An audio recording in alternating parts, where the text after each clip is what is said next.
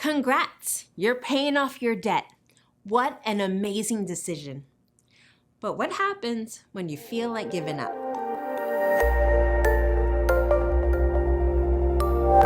Depending on where you are in your debt-free journey, you may experience a variety of emotions along the way. If you're at the very beginning, you are likely feeling excited. If you're in the middle of your journey or had a slow start, that initial excitement may have yielded to other emotions. You might feel frustration that things aren't moving along as quickly as you envisioned, or loneliness because your friends and family are doing things you can't, or temptation to give up and go back to your old habits. It is no doubt a daunting task to tackle your debt, but you are on the right path. I want to share some ways that you can stay motivated while paying off your debt. Number 1, be intense, not impatient. If you struggle with being impatient during this process, remember, unless your debt is due to a big night in Vegas, it took you years to accumulate it.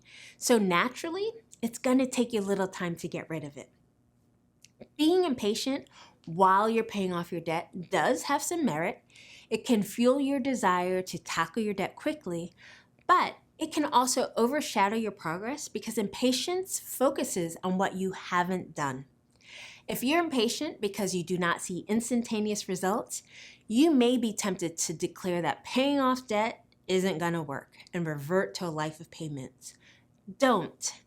Instead, remind yourself that you are undoing years' worth of mess, trading your impatience for intensity, and let that guide your journey. Number 2, set mini milestones.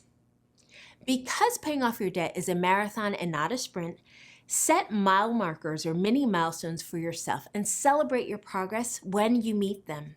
When my family was on our debt-free journey, we celebrated each time we got rid of a specific type of debt, like paying off our car or getting rid of the credit card debt. We allowed ourselves to spend a little money to congratulate ourselves for our hard work. You could decide that for every $5,000 you pay off, you're going to celebrate, or perhaps each time you knock off a specific number of debts. Figure out what milestones will motivate you and which rewards, budget-friendly ones of course, you will look forward to. When you set up milestones, your big picture goal becomes more attainable. Number 3, track your progress. You are likely tracking your debt digitally somehow, but I encourage you to get it off of your computer and track it where you can see it. List your debts on paper, that's right, paper, and cross them off with a thick red marker each time you pay one off.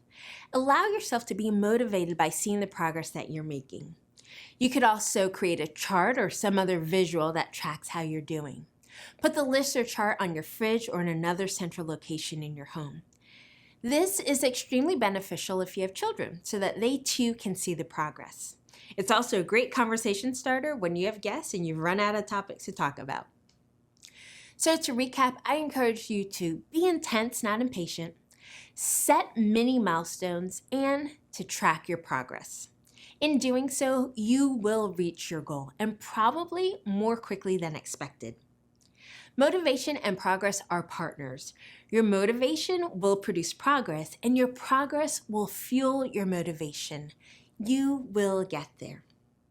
If you found these tips helpful, please consider sharing this video or subscribing to the YouTube channel or the Hope+Cents newsletter. Until next time.